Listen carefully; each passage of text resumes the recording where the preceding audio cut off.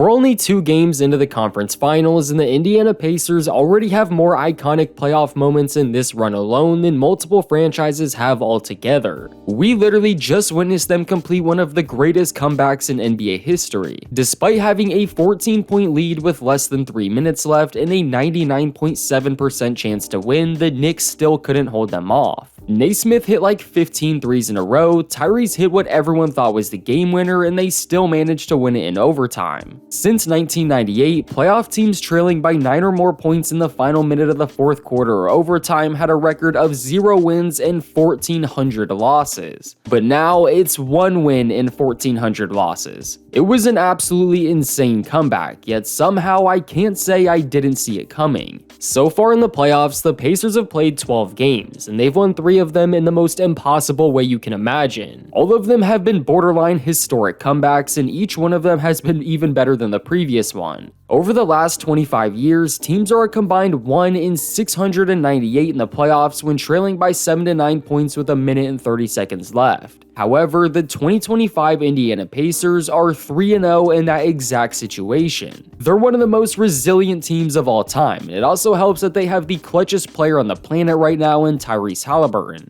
Every single team they've played has dealt with one of these comebacks, and it all started in that first series against the Bucks. After going up 3-1, they had a chance to close it out at home in Gainbridge Arena. But they started the game down 13-0 and were down 17 points going into the second quarter. It continued to go back and forth for the whole rest of the game, and with 53 seconds left, the Bucks were up 4 points. Yet, after a pair of free throws, a clutch dunk from Haliburton, and a few missed shots by the Bucks, the game was headed into overtime. This is where the first comeback truly begins. With only 40 seconds left in overtime, the Bucks built a 7-point lead and it looked all but over. Of course though, that's not how this ends. Immediately, Andrew Nembhard casually walks into a deep 3 to make it only a 4-point lead with a little over 30 seconds left. Then Gary Trent throws a bad turnover which ends up turning into an and 1 for Tyrese Haliburton, which now cuts the lead to just 1 point. From here, all the Bucks have to do is hold the ball and wait for the Pacers to foul. They were moving it around to avoid double teams and possibly turning it over, just for Gary Trent to completely drop the ball again.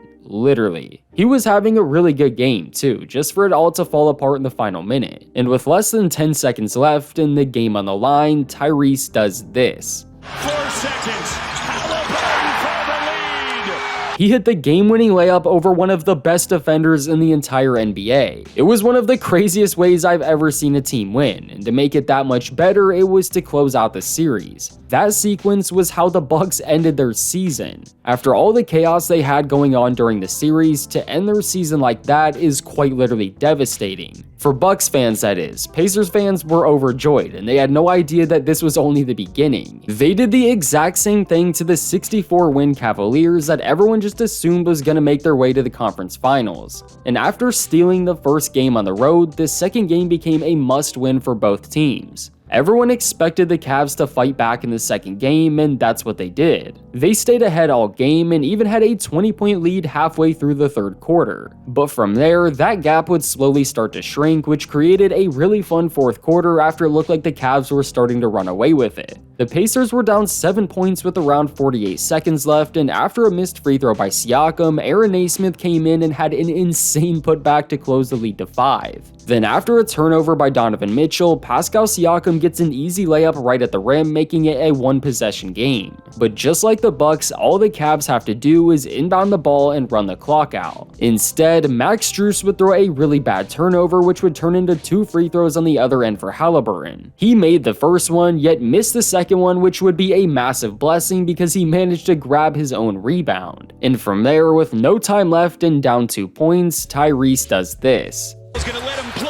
Haliburton steps back and hits. Yet another historic comeback capped off by a game winner from Tyrese Haliburton. Although the Cavs did bounce back and win Game 3, you could tell things weren't right. Starting a series down 2-0 that you were heavily favored in is demoralizing, and it showed in Game 4 when they were down 41 points at halftime. Let me remind you, this is a 64-win team we're talking about, and the Indiana Pacers were up 41 at half. I know they were dealing with injuries and stuff, but they simply looked outmatched at times, and when things got close, the Pacers got better. And that leads us into Game 1 of the Eastern Conference Finals, which was easily one of the craziest moments I've ever witnessed in a basketball game. The Pacers started out in the lead, but after the second quarter, the Knicks would start to take over and control the game. It even got to the point where the Knicks had a 17-point lead halfway through the fourth quarter, which was their biggest lead so far. A lot of people started turning off their TVs, and everyone just assumed the game was over. However, if you've been watching this Pacers run, you know it's not over until that clock hits 0, and there was still plenty of time left. With under 5 minutes left, Aaron Nesmith hits a 3 to cut the lead down to 12. It wasn't anything significant at the time, but that was about to change. After a little bit more back and forth, Nesmith hits another 3 to cut the lead down to 11, although Jalen Brunson would answer with a 3 of his own right after. Down 14 points with less than 3 minutes left, Tyrese would knock down a 3, and after a Jalen Brunson miss, Nesmith would hit yet another 3. And after some Siakam free throws and a bucket by Brunson, Nesmith gets open again and hits another 3. Towns was able to get a tough layup right back, but the absolutely red-hot Aaron Nesmith comes down and with no hesitation hits yet another 3-pointer. And after a bad turnover by the Knicks that had to be reviewed, it would only be right if Aaron Nesmith came down and hit his 6th 3 in a row.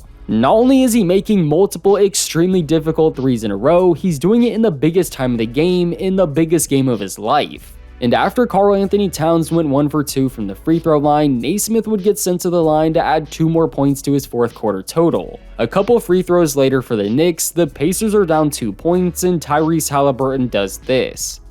He'll backpedal a 3 for the win, and Yet another unbelievable comeback that ended in a Tyrese Haliburton dagger. With Reggie Miller in the building, Tyrese pulls out the choke celebration the first chance he gets, and I don't blame him whatsoever. The only problem is his foot was on the line and this game was headed into overtime. It was another back and forth period, but with less than a minute left, the Pacers were able to take the lead with a vicious putback dunk from Obi Toppin. Brunson would be able to get the lead right back on the other end with a floater, which put him at 43 points for the game. Then for the Pacers, Nembhard gets a massive bucket himself to take the lead yet again. From there, OG Anunoby would turn the ball over, and Obi Toppin gets another crazy dunk that really should have been a foul. That dunk put them up 3 points, and after a defensive stop, there wasn't enough time to get a shot off, so Tyrese literally passed the ball to Karl-Anthony Towns to end the game. There's no better way to end a game than that. The choke celebration from Haliburton could have ended very badly, but even in overtime they continued to step up when they had to. It's a very common theme. When the matchups get close, the Pacers only get better, and at this point no lead is safe whatsoever. If I'm a Knicks fan, I don't care if we're up 30 points with 15 seconds left. I'm waiting till that game is officially over to say anything. Aaron Nesmith would actually become the first player in NBA playoff history to score 20 points in a 5-minute span in the second half. 5 players have scored 19, and all of them are Hall of Famers.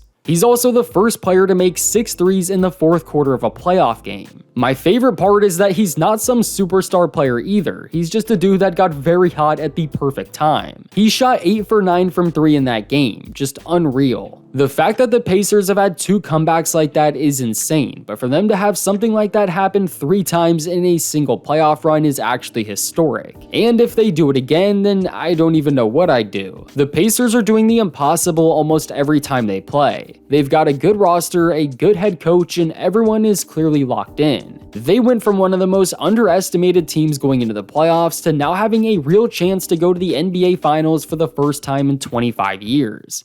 Conference Finals teams that have started this series winning both games on the road have never lost. At this point, it's the Pacers series to lose, and they're doing to the Knicks what they did to the Bucks and Cavs. They've gotten hot at the best possible time, and who knows when this run ends. But let me know what you guys think about this insane run for the Pacers, and please leave a like on the video to support the channel. Also, subscribe if you're new for more basketball videos just like this one.